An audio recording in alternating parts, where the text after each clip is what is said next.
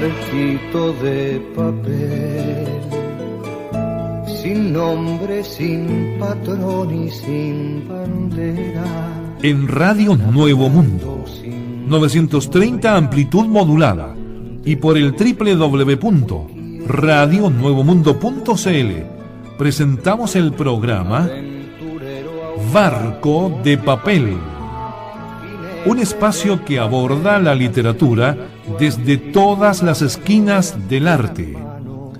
Al timón, David Evia. Bienvenidas y bienvenidos.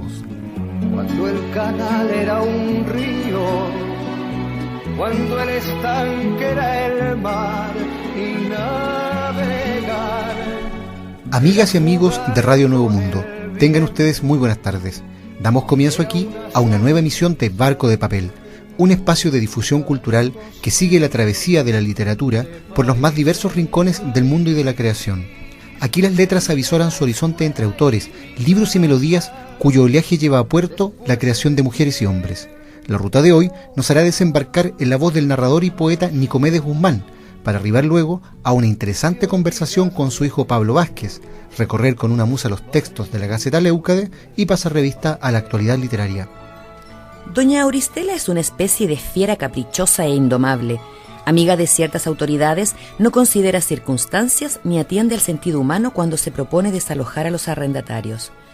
A menudo el barrio es testigo de su impiedad, y la tierra suelta de la calle se ha habituado al gusto amargo de las lágrimas y el aire se ha hecho duros los tímpanos para recibir el duro golpe de las injurias toda vez que una familia es expulsada por atrasarse en sus pagos. En cierta ocasión, la mayordoma llegó al extremo de hacer desalojar por medio de los carabineros a 2 ancianas, una de las cuales estaba agonizante y hubo de ser recogida por una vecina caritativa. Hace largo tiempo que doña Auristela tiene a cargo el conventillo. Su marido, un italiano de pérfidos instintos, antiguo mayordomo, fue asesinado por un rufián a quien, por moroso, arrojara sus cachivaches a la calle, descerrajando la puerta de su pieza mientras él se encontraba ausente. Desde la muerte de su marido, o de su hombre, como ella aún lo llama, doña Auristela hace pesar su arbitraria y aguda política de mayordoma.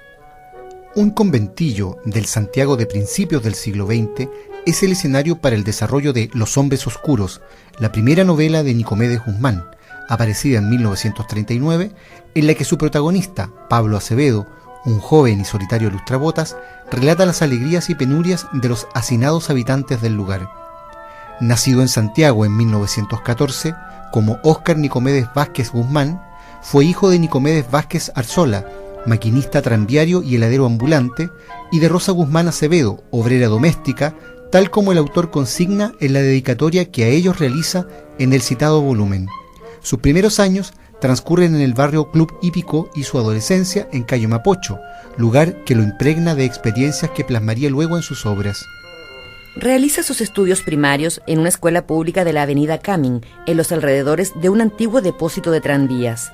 Ya de adulto, cursa hasta tercer año de Humanidades en el Liceo Federico Hansen. Allí sigue un curso de literatura chilena dictado por Mariano Latorre, en el que conoce a su primera esposa, Lucía Salazar. Los diversos trabajos que realiza de este niño no le impedirían desarrollar su faceta literaria, que se encausa finalmente al emplearse en una oficina de corretaje de propiedades, donde obtiene una máquina de escribir.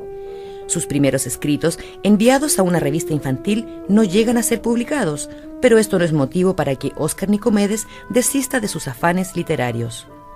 Respecto de su infancia, el mismo autor señala: mis primeros años me enseñaron el sabor de la libertad en un lugar muy distinto, el que yo llamo Barrio Mapocho, inmediato al escuálido río del mismo nombre, refugio de vagabundos, trabajadores del ripio y recolectores de desperdicios posibles de industrializar. Un barrio trágico, pero de una arisca y avasallante belleza que intenté desentrañar ambientalmente en mis novelas Los Hombres Oscuros y La Sangre y la Esperanza. Trabajé desde pequeño, y me alegro de ello. La vida en el trabajo precoz, comúnmente para hombres mayores, me fue una escuela dura, pero maravillosa. Los urgentes menesteres hogareños obligáronme a enfrentarme a la visión de un mundo en mucho espantable, desconcertante y, sin embargo, ejemplarizador. En Barco de Papel por Emisoras Nuevo Mundo, escuchamos la versión de Mercedes Sosa para la canción Cuando voy al trabajo de Víctor Jara, incluida en el disco de 1976, En dirección al viento.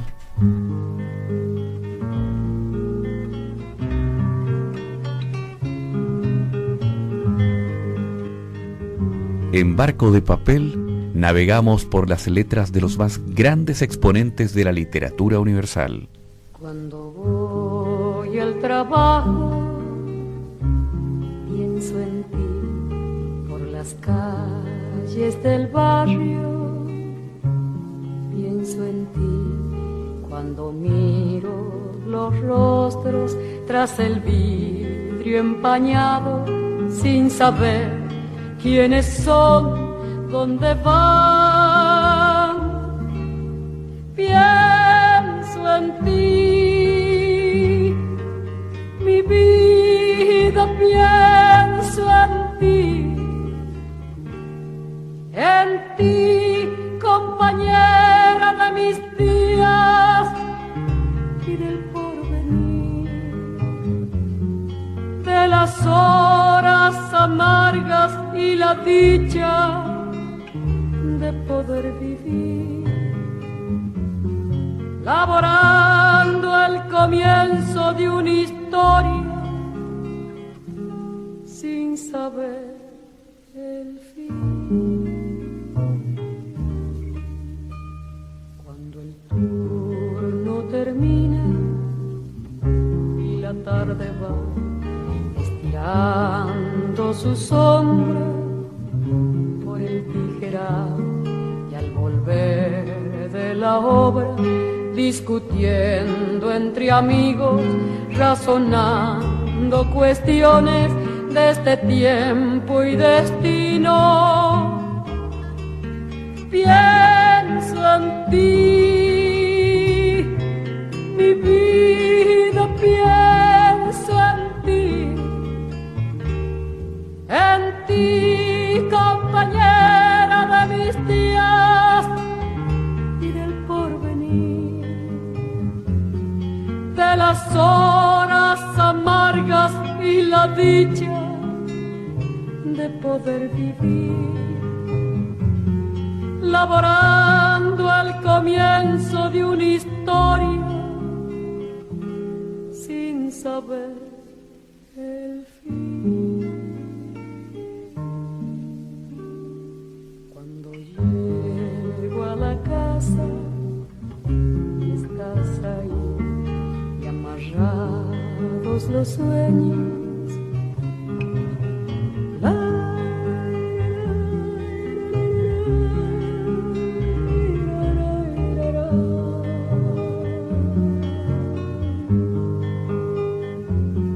laborando al comienzo de una historia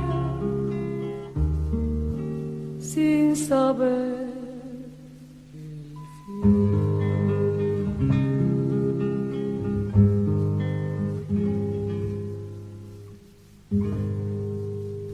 En los años 30, Nicomedes Guzmán comienza a participar en diversos grupos literarios que lo llevan a convertirse en uno de los gestores y difusores más importantes de las letras chilenas, tales como la Alianza de Intelectuales de Chile, creada y dirigida por Pablo Neruda, y el grupo Los Inútiles, junto a Gonzalo Drago, Óscar Castro, Augusto Dalmar y Ángel Cruchaga Santamaría, entre otros. En el periódico La Semana de Rancagua, el periodista Luis Aníbal Fernández publica por esos días: el sábado de la noche efectuará su primera reunión la cofradía intelectual irónicamente llamada Los Inútiles. Integran este grupo escritores, periodistas, poetas, artistas y otros malhechores que se proponen efectuar tertulias y cenas literarias todos los sábados. En la reunión de este sábado se leerán algunas comunicaciones cambiadas entre los organizadores de este grupo y el presidente de Francia. Algunos de los aportes del grupo Los Inútiles son la creación de la primera revista radial de Chile, transmitida durante 2 años por Radio Rancagua, la primera semana del libro, la primera reunión de grupos culturales en Chile, que diera pie a diversos acuerdos entre dichos grupos y aparatos municipales vinculados a la cultura, y las ediciones de las revistas Nada, en defensa del espíritu, y Actitud, su más representativo trabajo, que aborda la cultura desde variadas aristas.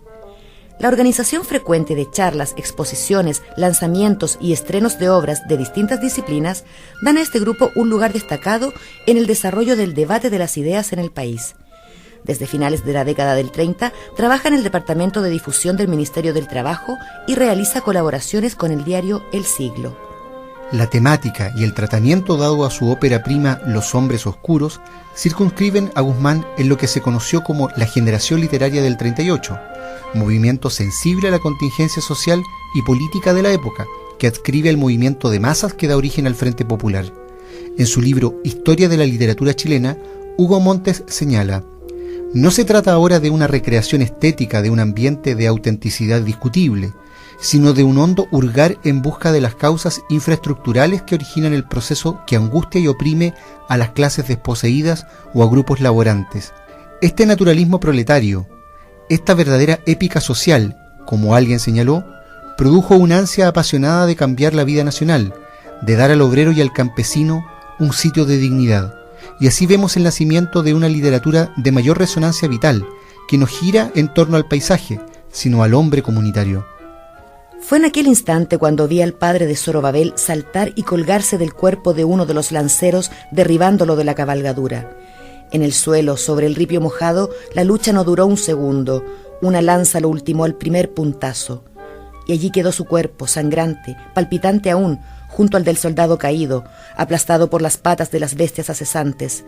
Más tarde, desde el balcón mismo de nuestro cuarto, entre mi madre y mi hermana, nerviosas y lloriqueantes todavía, me enternecí viendo a mi amigo Zorobabel llorar junto al cadáver de su padre, poco antes de que el carro de la morgue viniera en busca de los 5 o 6 caídos. El depósito estaba resguardado por doble fila de carabineros, y muchos tranvías salían, dirigidos por rompehuelgas e inspectores, llevando en la plataforma 2 o 3 soldados bien armados. Coceaban los caballos, sujetos por las riendas a las barreras de hierro, y el aire apestaba a guano fresco. Escuchábamos un extracto de La sangre y la esperanza, obra capital de Nicomedes Guzmán, publicada en 1943, que relata las experiencias de Enrique Quilodrán, quien a corta edad atestigua el movimiento de la clase proletaria en la época de la huelga de los ferroviarios. En esta verdadera estampa de la marginalidad, Guzmán da cuenta de las paupérrimas condiciones laborales que enfrentan los trabajadores, pero ahonda también en la psicología de sus personajes, convirtiendo esta obra, que le granjeó el reconocimiento internacional y el Premio Municipal de Novela de Santiago, en un valioso retrato humano y social. En el 930 del dial AM, Barco de Papel presenta al grupo Quilapayún interpretando fragmentos de la cantata de Santa María de Iquique, compuesta por Luis Advis. El relato El sitio al que los llevaban, seguido de la canción Soy obrero pampino y soy.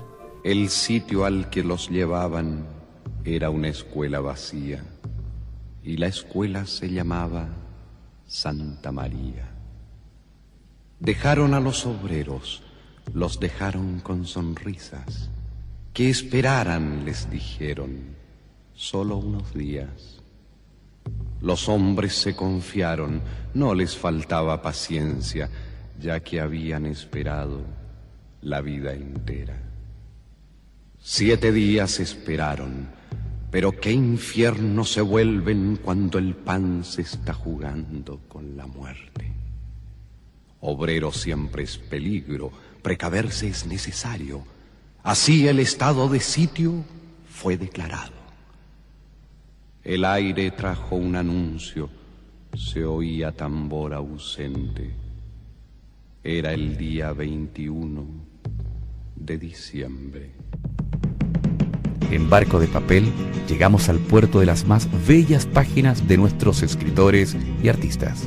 Soy obrero pampino y soy tan reviejo como el que más. Y comienza a cantar mi voz, con temores de algo fatal. Lo que siento en esta ocasión, lo tendré que comunicar. Algo triste va a suceder, algo horrible nos pasará.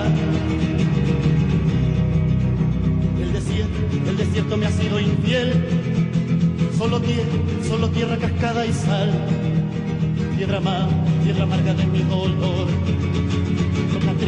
roca triste de sequedad.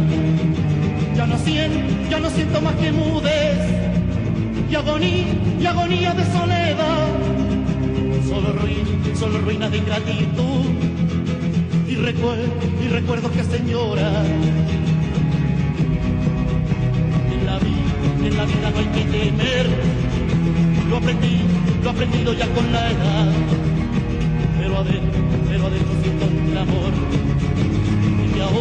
y que ahora me hace temblar. Es la muerte que surgirá, galopando en la oscuridad. Por el mar aparecerá. Ya soy viejo y sé que vendrá.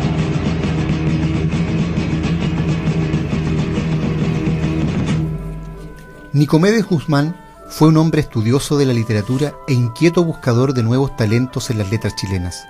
Es así que, desde distintas editoriales, da cuerpo a interesantes antologías y estudios de la obra de algunos escritores ya consagrados, tales como Daniel Belmar, Marta Brunet, Joaquín Eduardo Bello, Baldomero Lillo, Pablo Neruda y Carlos Pessoa Vélez. Tal es el caso de la selección titulada Nuevos Cuentistas Chilenos y la colección La Onda, en las que escritores de incipiente carrera tuvieron la tribuna necesaria para dar a conocer su obra.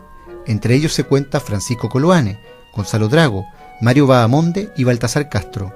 De su antología Autorretrato de Chile, Alone dirá: aquí hay algo de todo, dentro de la corriente contemporánea y una tendencia determinada. Pero detengámonos, sería añadir un diminuto espejo a la magnífica serie de lunas que Nicomedes Guzmán ha reunido para darnos un Chile de cuerpo entero. Una nutrida agenda de charlas y exposiciones a lo largo del país vienen a completar el aporte que el escritor realizara a la literatura. Al respecto, cabría destacar algunas conferencias en torno a la historia y evolución literarias en sindicatos y universidades, así como la participación en los encuentros de escritores de la Universidad de Concepción y en las escuelas de temporada de la Universidad de Chile. Los suplementos El arte y el pueblo y Chile, sus paisajes y sus hombres, ambos del diario La Nación, constituyen también importantes tribunas desde las que ejercerá su vocación cultural. Entre los años 1944 y 1950 aparecen sus obras Donde nace el alba, disminuida por la crítica frente a La sangre y la esperanza, La carne iluminada, con grabados al linóleo de Aníbal y Lautaro Alvial, Una moneda al río y otros cuentos, publicada en Estados Unidos, y La luz viene del mar, con ilustraciones de Enrique Lin y Osvaldo Loyola. En 1963, por su labor novelística, es honrado con el Premio Nacional Pablo de Roca de la Municipalidad de San Miguel.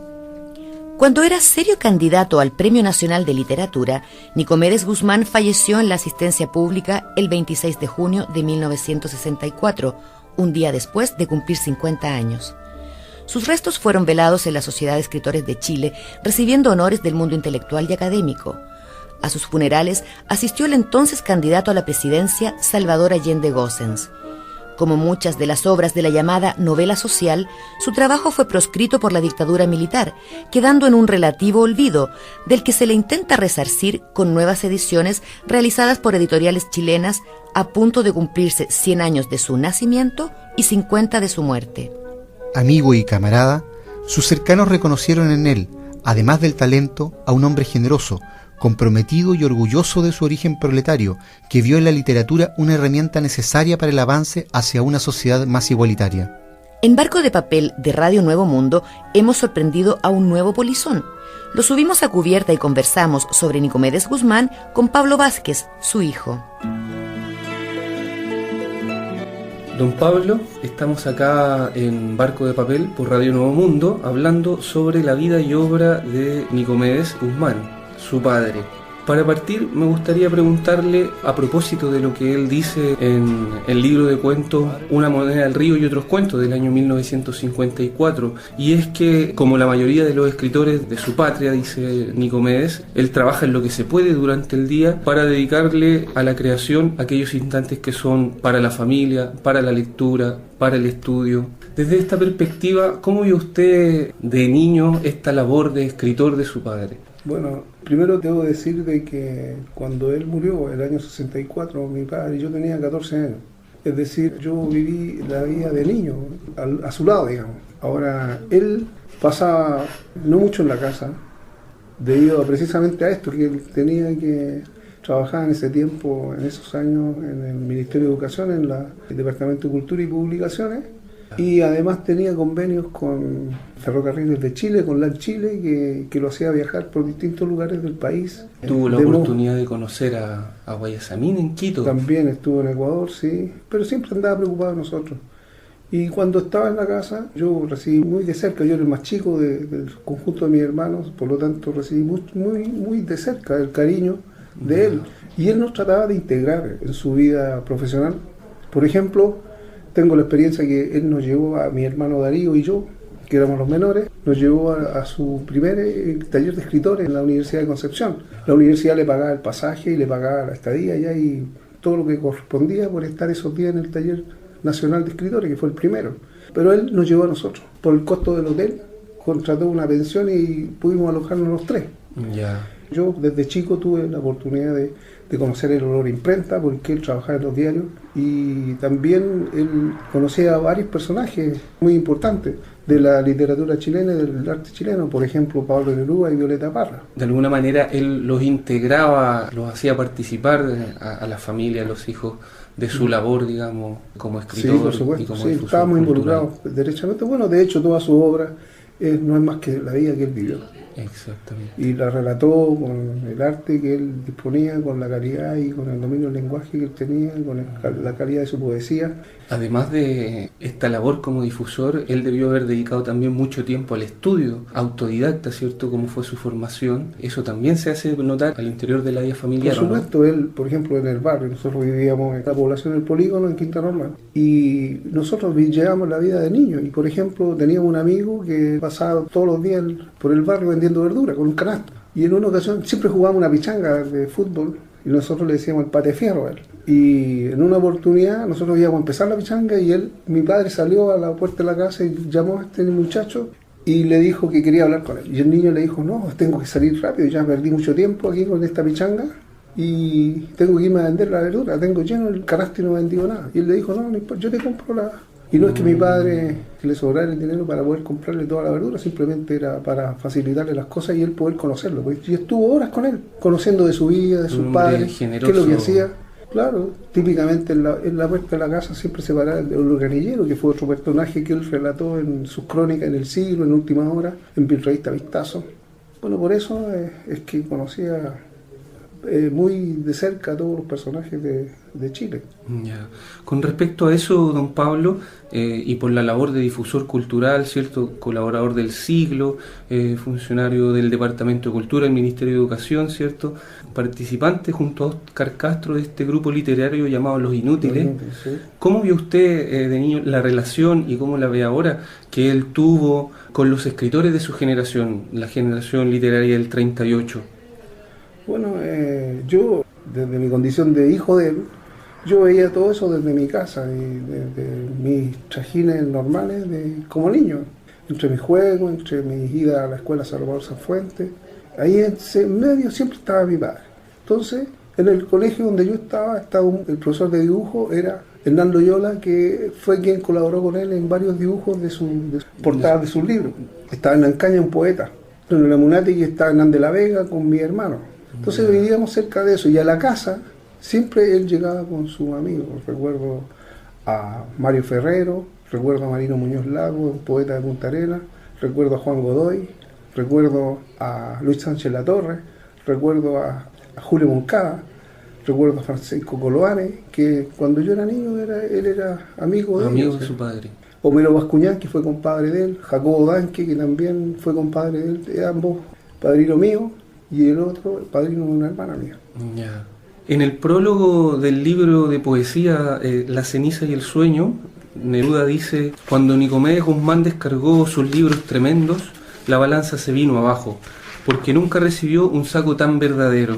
En La sangre y la esperanza del año 1943, ambientada en el barrio donde creció, ¿cierto?, su padre, vemos a este personaje, Enrique Quilodrán, que pierde la inocencia frente a un mundo, digamos, que lo despoja con mucha violencia de la inocencia por medio del abuso policial, por medio del alcoholismo, una vivencia muy cruda. ¿En qué medida cree usted que están presentes las propias vivencias de su padre Nicomedes en esta obra La sangre y la esperanza? Yo tengo aquí una foto, es donde está con Jacobo Danque. está en la misma esquina donde él vivió, donde está el conventillo donde vivió con sus padres y con sus primeros hermanos. Al frente estaba donde se guardaban los tranvías, donde estaban los talleres de los tranvías. Yeah. En el barrio vivían todos los tranviarios. Él realmente relató con la belleza de sus letras todo lo que realmente pasaba en esos tiempos del año 1920 al 1930, porque esa es la época en la cual él vive allá. Él estudió también en una escuela que está en Camin, entre San Pablo y Rosa, y posteriormente estudió en el Federico Hansen, que está también en Camin. Entonces, todos los elementos que están en La Sangre y la Esperanza, todavía hay testimonio de la existencia de eso, física de esos barrios, incluso está el árbol que alguna vez describe en La Sangre y la Esperanza, un gran álamo, o no sé qué tipo de árbol, no soy especialista en eso, pero ahí está el testimonio de lo que él vivió, porque él realmente vivió ahí, y su padre fue tranviario, su tío fue inspector de los tranvías, y mi abuela fue realmente la matriarca de ese conventillo. Desgraciadamente ese conventillo no está, debiera ser un monumento histórico en este momento. Exactamente. Pero no está. Hay una estación de servicio en García Reyes con Mapocho. Ahí transcurre todo lo que pasa, lo que se relata en la Sangre y la Esperanza.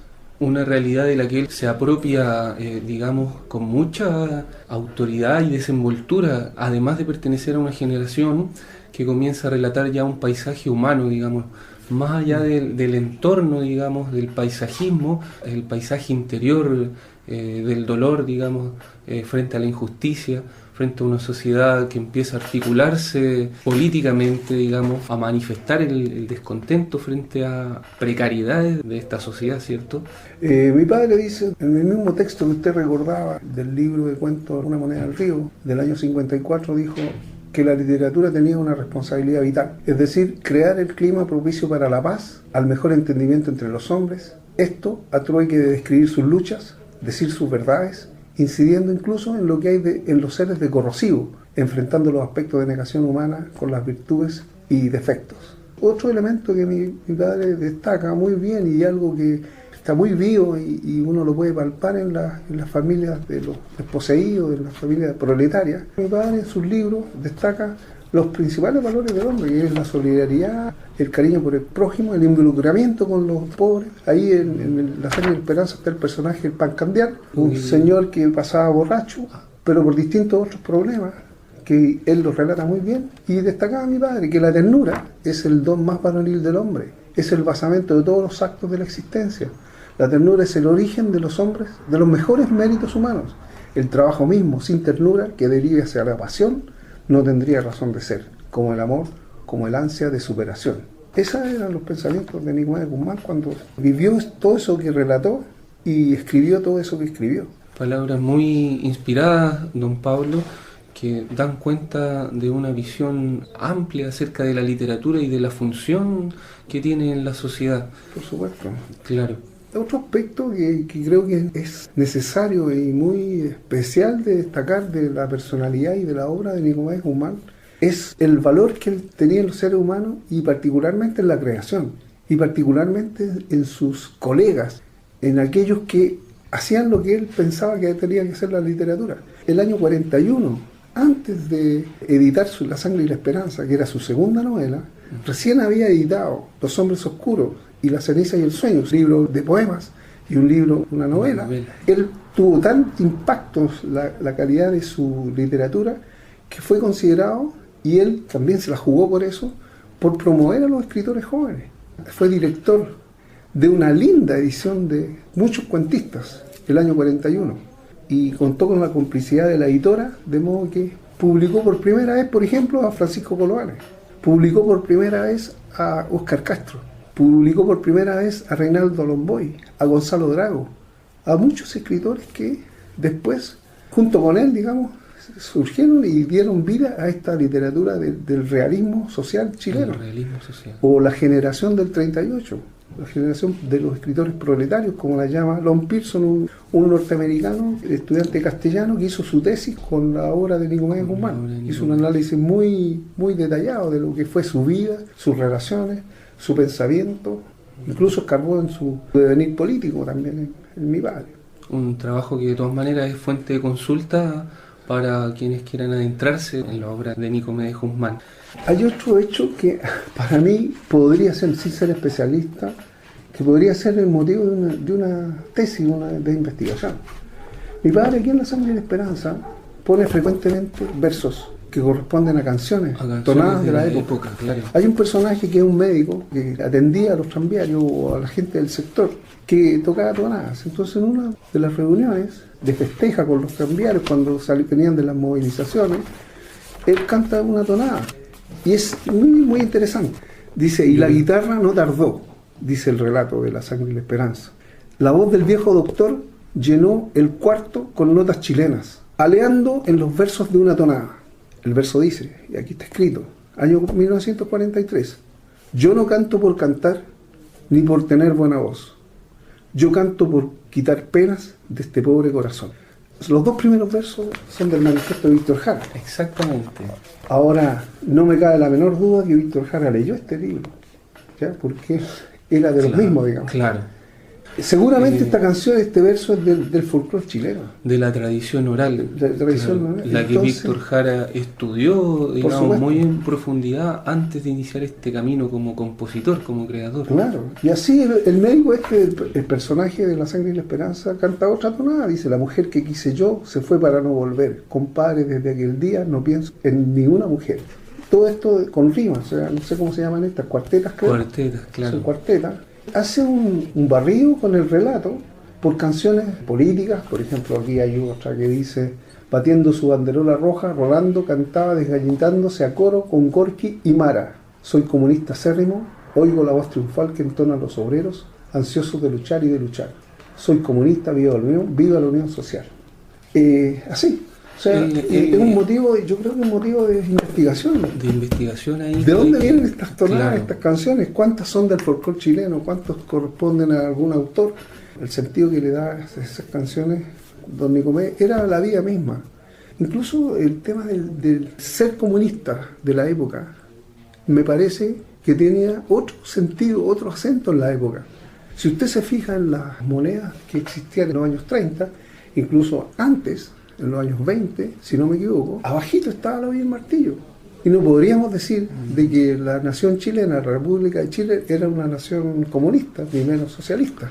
Entonces, llama la atención. Para mí, ¿cuál es el mensaje? La olla y el martillo era el símbolo del trabajo, por encima de todo. Más allá del partido político y del movimiento obrero, claro. Más allá era el representante del trabajo. Entonces, lo que quiero decir con esto es que el ambiente que relató él no es rebuscado. Algunos hicieron un intento, la verdad, de acusar a mi padre de ser panfletario. Y yo lo refuto totalmente en este momento, porque creo que esto de la olla y el martillo y de organizaciones sociales era la organización natural de los trabajadores en Chile. Estamos en Emisoras Nuevo Mundo y hacemos un breve alto en nuestro programa Barco de Papel para escuchar a Manuel García y su canción El Viejo Comunista.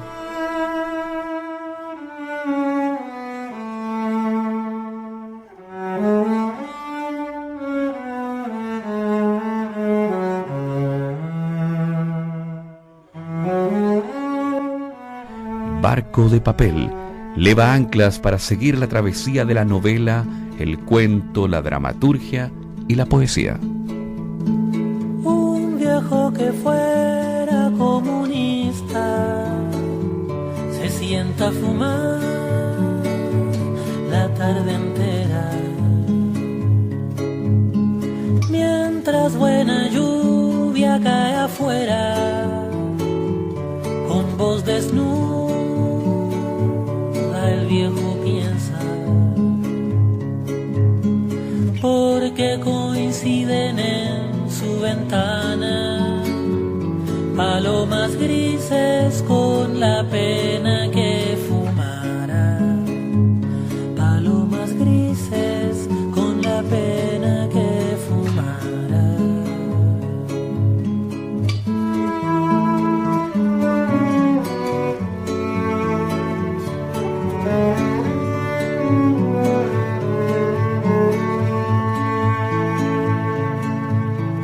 Torna sus ojos a un día lejos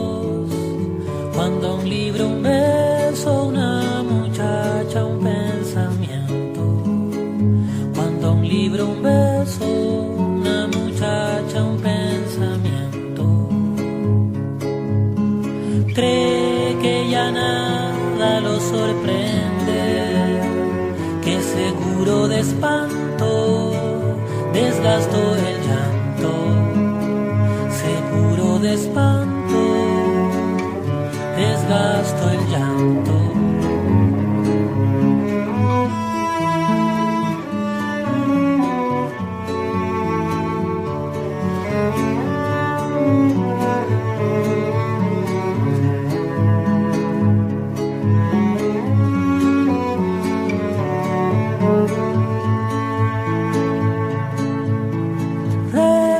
Canciones que cantaba y conversaciones con amigos hasta el alba, y conversaciones con amigos hasta el alba. Recordó la esquina de su casa cuando dijo adiós y vio a su madre que cuando dijo adiós y vio a su madre que lloraba. Y ahora en sus ojos también llueve, pues le sorprende que aún le duelen los años, la vida, su amor. Los años, la vida, su amor.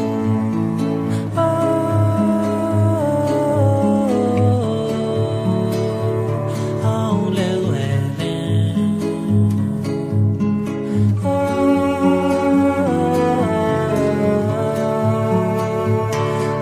le duele.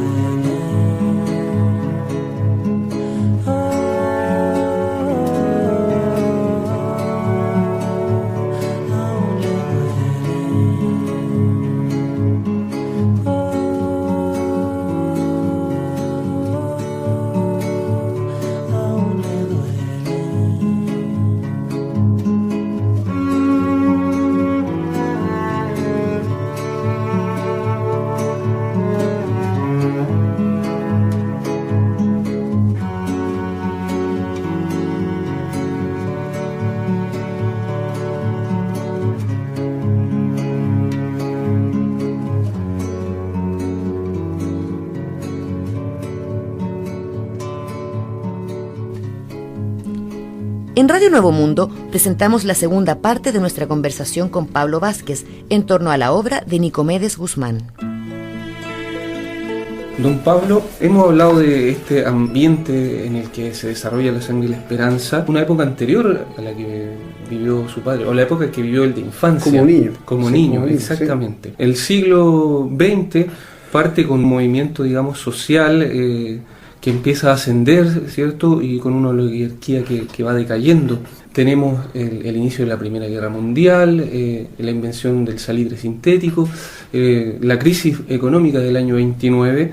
¿De qué manera don Nicomedes se articula o participa del acontecer político, de la contingencia social de su época como adulto ya, como escritor consciente, digamos, de su literatura social? Bueno, mi padre se incorporó desde la literatura al movimiento social e intelectual progresista en Chile.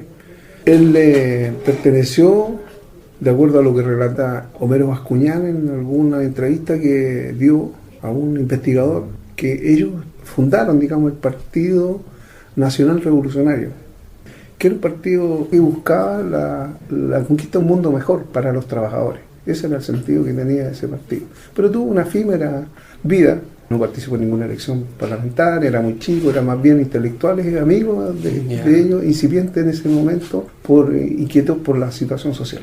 Luego, posteriormente, al calor del Frente Popular y de la Guerra Civil en España, se formó en Chile. Si bien lo he asimilado, porque no soy estudioso detallado del tema, pero se formó una alianza de intelectuales, entiendo, donde también estuvo Pablo Neruda, estuvo Gloria Teitelbaum y muchos escritores jóvenes de la época que tenían sus lazos principalmente con España con Europa, solidarizaban con los frentes populares que se estaban formando en todo el mundo. Todo el mundo, claro. Y después acaecía la Guerra Civil Española, ellos apoyaron a los republicanos, y ese fue el cariz político que tuvo la vida de Nicomedes Guzmán. Fue muy aliado de la intelectualidad chilena, que toda era de izquierda. Él ingresó al Partido Comunista también. No recuerdo el año, no he encontrado evidencias de qué año fue, pero entiendo que hubo una ceremonia donde ingresaron muchos escritores que provenían de esta alianza de intelectuales, el año 44 o 45 por ahí, donde también estuvo involucrado Neruda. Él fue muy amigo de Neruda tempranamente. Alguna literatura, algunos recuerdos dan a entender de que él, Neruda y Nicomedes Guzmán fueron los principales objetos de la represión de la ley maldita de González Videla. Porque yo sé que mi padre tuvo que ir un buen tiempo a Buenos Aires. Estuvo en Argentina protegiéndose, entiendo, y nosotros no lo vimos, o sea, mi hermano, yo que todavía no nacía, no lo vieron durante un tiempo y se comunicaban por cartas, por mensajes que entregaban los viajantes. Y a la casa llegó varias veces la denominada PP de la época, buscando a mi padre. O sea, puedo decir que mi padre militó en el Partido Comunista, por lo menos durante la ley denominada de defensa de la democracia, y que después de los años 50, siendo amigo de la izquierda, y particularmente de los frentes populares, fue muy amigo también de Salvador Allende durante su vida. De hecho, Salvador Allende va a entregar sus condolencias muy sentidas el año 64, cuando mi padre muere, pero no militó en el Partido Comunista después de los 50 a los 60. Su trinchera fueron más bien las revistas, la difusión cultural, la difusión de las ideas. Eso nunca lo abandonó con el grupo Los Inútiles. Con el grupo Los Inútiles. Ellos tuvieron en la SECH también fue un gran socio de la SECH durante toda su vida. De hecho, en la presidencia de la SECH nunca ha sacado de ahí detrás del escritorio del presidente está la fotografía de Nicomedes Guzmán. Junto con Neruda también la literatura de Nicomedes Guzmán fue proscrita nuevamente por la dictadura. ¿Cómo visualiza usted la presencia de la obra de su padre en nuestra sociedad actual? Yo creo que tiene plena vigencia, por los valores que transmite, el análisis que hace del sector social o de la clase social más desposeída de la sociedad, principalmente los trabajadores. Hoy día lo es muy diferente en términos relativos del lugar que ocupa en la distribución de la riqueza y la distribución más bien de las carencias que tienen los trabajadores en este país. O sea, de hecho, en aquel tiempo la misma Sangre y la Esperanza relata fuerte represión en contra de los trabajadores, incluso hay muertos en las manifestaciones. Exactamente. Cosa que no es muy diferente desde el punto de vista del acento que pone la represión en las movilizaciones de hoy. De hecho, la ley laboral no es muy diferente, no tiene muchos más derechos que los que tenía en la época. A puertas de cumplirse 100 años de su natalicio, ¿cuáles son las actividades o gestiones que tiene contemplada la Sociedad Nicomedes Guzmán? El Comité 100 años. ¿El Comité 100 años Nicomedes Guzmán? Bueno, estamos en complicidad con Loma Ediciones, que edita La Sangre, La Esperanza y Los Hombres Oscuros a la fecha, y va a relanzar una edición centenario. ¿Y están editando también un conjunto de obras sociales? Sí, tienen dentro de las que están son los clásicos de Chile, de la literatura chilena, que están ahí. También hay un acto el 25 de junio, el día del centenario, a las 19 horas, en la Sala Ercilla de la Biblioteca Nacional, donde se van a premiar a los cuentos que reconocidos por el jurado que hay de Concurso Nacional del Cuento Joven para menores de 40 años. Y el jurado es Ramón Díaz de Terovich, Poli Delano y Edmundo Herrera. Y esperamos que las editoriales se interesan por publicar el conjunto de cuentos del concurso. También hay una semana por Nicomedes Guzmán en Monte Carmelo, donde se va a montar una exposición sobre su vida y obra. Además se van a exponer distintos ejemplares, la vida de las ediciones de Nicomedes Guzmán. Además va a haber un coloquio donde ahí van a ser convocados los jóvenes a un conversatorio con los escritores que van a hablar de la obra de él. Y bueno, y toda la semana va a haber actividades. También están programadas la Casa de la Cultura de Quinta Normal, donde también están definiendo una semana. Hay una escuela experimental en Quinta Normal que es montar una danza. ¿cómo se dice? Una coreografía. Una coreografía en base a la obra de Nicomedes. Supongo, yo no la conozco, pero es algo relacionado con Nicomedes Guzmán.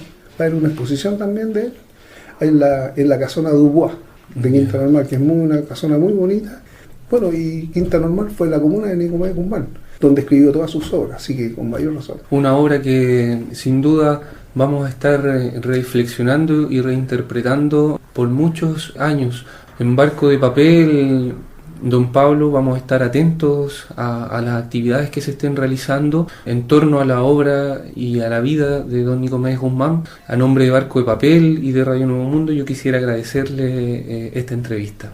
Muchas gracias a Barco de Papel y a Radio Nuevo Mundo, y gracias a ti, Rodrigo, por esta atención, y creo que es muy positivo que haya preocupación por la difusión de la obra, vida y obra de Nicomedes Guzmán, que ha sido tan relevante en la literatura y en la historia de Chile, y particularmente para los desposeídos de este país. Pablo Vázquez, nuestro último polizón en Barco de Papel, hablando, ¿verdad?, sobre estos aspectos tan desconocidos a veces, Rodrigo, Claudia, de la vida de Nicomedes. Así es, David, una conversación interesante y que, como tú decías, aportó datos y curiosidades acerca del hombre que era Nicomedes Guzmán en su vida diaria, en su relación con los otros escritores y en su vocación social. Escritores que por lo demás han tenido y tendrán siempre tribuna en nuestro espacio, en nuestro programa y también en nuestra Gaceta, ¿no? Así es, porque ya estoy acá con nuestra Gaceta 49. Así es que invitamos a nuestros auditores a leer los artículos en nuestro sitio de Facebook o en Tumblr, y a visitar también las secciones de la Gaceta, que les recordamos son la sección de plástica, de puño y letra, nuestros artículos, y la sección de las musas o nada. Recordamos que en esta ocasión la sección de plástica trae una ilustración del artista Carl Gustav Doré, titulada Ruggiero rescatando a Angélica, y que está basada, como decíamos la semana pasada, en las hazañas de este héroe que a bordo de un hipogrifo rescata a esta doncella de las fauces de un dragón. En nuestra sección de puño y letra tenemos un extracto del Códice Leicester de Leonardo da Vinci, que a manera poética hace una comparación entre el recorrido del agua desde las profundidades de la tierra y el recorrido de la sangre desde el corazón hacia el resto del cuerpo. En nuestros artículos tenemos el artículo titulado La monarquía dantesca, y al que va a dar lectura Claudia ahora, Antonio Saura, ante el arte en situación. Antonio Saura hizo de la desestructuración el elemento base de su construcción pictórica, descomponer para figurar no ya rostros sino espectros de ellos, desarticulando de paso toda pauta clasicista en el arte y todo estereotipo en la cultura oficial del régimen franquista. Así lo ejemplifican sus retratos imaginarios, en especial sus representaciones de Felipe II, sempiterno motivo de pinceles predecesores, trabajo serial en el que señala que su personal repulsa es practicada con delectación y ternura. Su postura, que se autoproclama crítica y rupturista, hizo blanco en Francisco Goya, cuya pintura El perro le identifica en su desamparo hasta el empecinamiento, y en Diego Velázquez, de quien le obsesiona su Cristo crucificado. Toma de ellos, no obstante, algunos elementos como la presencia del negro, que utilizará en una blasfema explosión de trazos gruesos, según algunos como modo de expresar su propia angustia. Hastiado del arte de museo, convirtió la tela, pero también el papel, en instrumento de la polémica. Saura se autoimpuso como inclinación intelectual el negar el tiempo, la historia y la cultura, resistiéndose a toda adscripción. Sin embargo, en la que pudiera parecer su más grande y consecuente rebelión, yazga tal vez el más noble rescate formal que haya protagonizado el irreverente pintor oscense. Cuando en 1981, bajo el gobierno de Leopoldo Calvo Sotelo, el Guernica de Pablo Picasso fue devuelto a la península, recuperado por el Estado español desde un salón del Museo de Arte Moderno de Nueva York, donde permaneció por azarosas razones durante 42 años, Antonio Saura escribía: «Detesto el Guernica porque es un cartelón y porque, como sucede a todo vulgar cartelón, su imagen es posible copiarla y multiplicarla al infinito. Detesto el Guernica porque es el único cuadro histórico de nuestro siglo, no porque representa un hecho histórico, sino porque es un hecho histórico». El libelo contra el Guernica, en el que Saura desata una violencia verbal que a simple vista engaña, acaba finalmente por erigir la ética del artista y renegar de la utilización que la casta política hacía de la obra de Picasso, con lo cual no hace sino adscribir al tiempo y la historia que la vieron nacer. Un retrato de derrota que le duele, porque en su regreso no ha habido intencionalidad política, porque va a ser protegido contra los extremismos de ambos signos, cercenado su contexto. Un indicio de que el arte político podría corresponder a un arte en situación, cuyo mensaje no solo muta en el tiempo, sino que puede incluso invertirse. Antonio Saura, ante el arte en situación, el artículo del último número de la Gaceta Leucade que compartíamos, ¿verdad?, con nuestros auditores.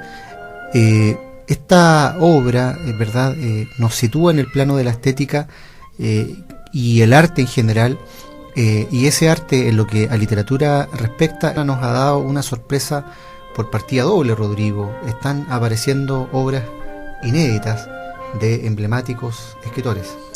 Así es, David, es interesante esta noticia, dado que desde China nos llega el hallazgo de publicaciones que Pablo de Roca realizara en una visita a ese país en la década del 60.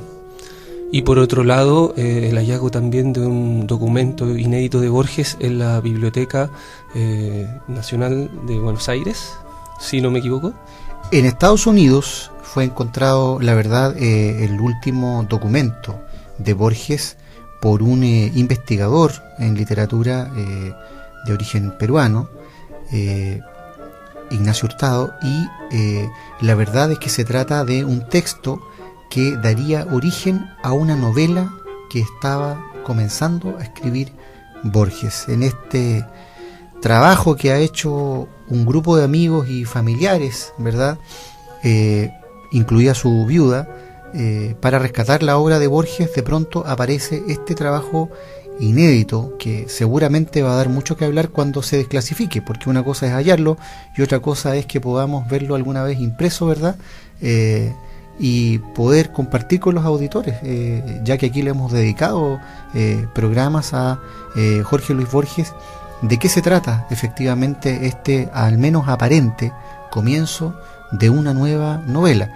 Y como señalabas tú, también en el caso de Pablo de Roca. Exactamente, ahí falta aún el tema de la traducción, que es no menor, y para poder desentrañar en definitiva qué es lo que estaba escribiendo Pablo de Roca en aquellos tiempos, en aquella visita, y incorporar entonces al acervo de nuestro país una nueva obra de este gran Pablo de Roca.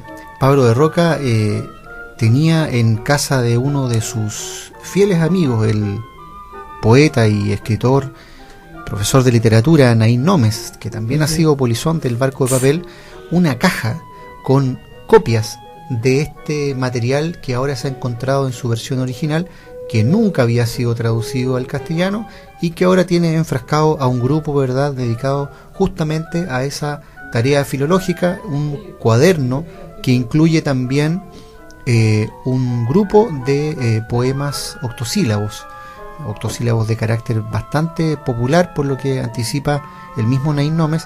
Así que vamos a estar atentos y vamos a compartir todo esto con los auditores cuando efectivamente termine de procesarse.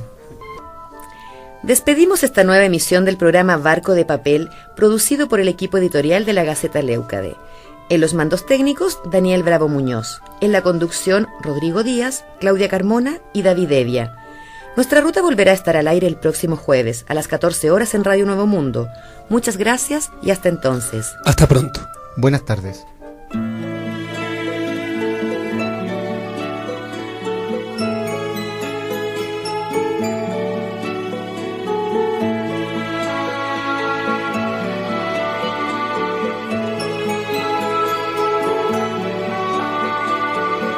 Barquito de papel. En Radio Nuevo Mundo, 930 amplitud modulada y por el www.radionuevomundo.cl. Finaliza el programa Barco de Papel, un espacio que aborda la literatura desde todas las esquinas del arte. Nos encontramos en una nueva edición. Hasta pronto. Que mi mano sin pasado sentó a lomos de un canal.